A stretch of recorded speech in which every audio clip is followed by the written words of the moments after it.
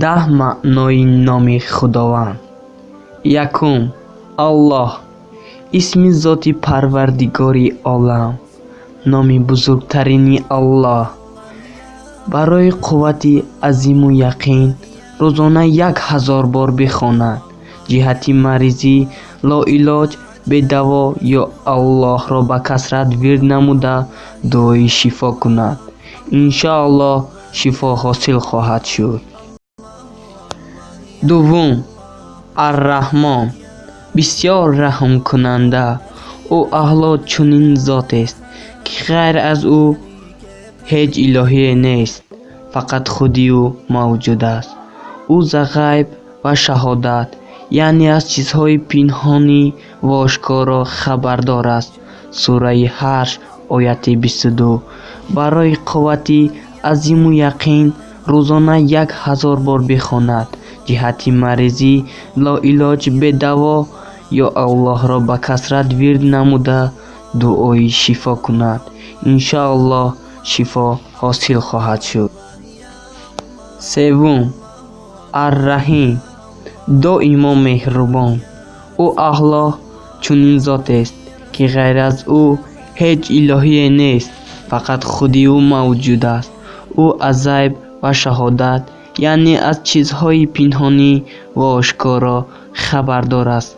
سوره حشر آیت 22.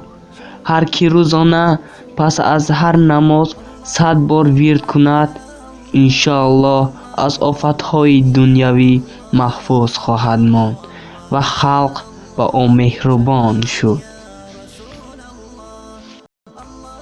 چهارم، الملک، پادشاه حقیقی. هر کی روزانه پس از نماز صبح به کثرت خواند، الله تعالی او را غنی می‌فرماید. پنجم، القدوس، ذات پاک از هر عیب و زشتی. تمام موجودات زمین و آسمان به پادشاه یکتا از همه عیب و نقصانها پاک، صاحب قدرت و همت، یعنی الله تسبیح میگوید. سوره جمعه آیت 1.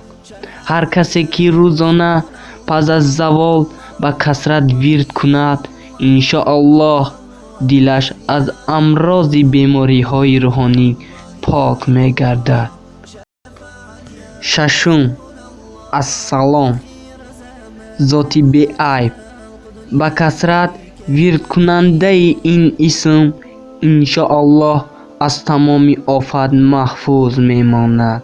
115 بار اسم مذکور را خوانده و به بیمار دم کنید.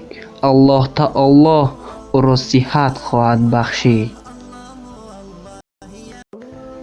هفتم، المؤمن، بخشنده امن و ایمان. هنگامی 7 ترس 630 بار بخواند، انشاءالله از ضرر و خوف ایمن خواهد شد. کسی که این اسم را بخواند یا نوشته به نزد خود بماند، در امانی الله تعالی باشد. هشتم، المهیمن، نگهبان. هر کی پس از غسل 2 رکعت نماز نفل خوانده و از صدق دل این اسم را 100 بار بخواند، الله تعالی ظاهر و باطن او را پاک خواهد نمود. نهم، العزیز، بر همه غالب. هر کی این اسم را تا 40 بار بخواند، الله تعالی او را معزز و مستغانی میگرداند. و هر کی همیشه پس از نماز فجر 41 مرتبه خواند، انشاءالله محتاج احد کسی نمیگردد. دهم، الجبار، ز همه زبردستتر. او الله چنین ذات است که غیر از خود او دیگر هیچ الهی موجود نیست. او پادشاه یکتا است، از همه عیب و نقصان ها پاک و سلامت است. бандаҳои худаш хостаро аз балову офатҳо, аз азоби охират эмин нигоҳдоранда аст. амалҳои бандагонашро бинанда мебошад. соҳиби қудрат аст, тобеъкунанда мебошад. танҳо соҳиби кибр аст. аллоҳ аз ширкҳои мушрикон пок мебошад. сураи ҳишр ояти 23. салом бародарону хоҳарон, агар клип маъқул шуда бошад подписатсия ҳаракати лайк фаромӯш накунед. агар подписатсия ҳаракати лайк монед айнои ман ба шумо пешакӣ раҳмат.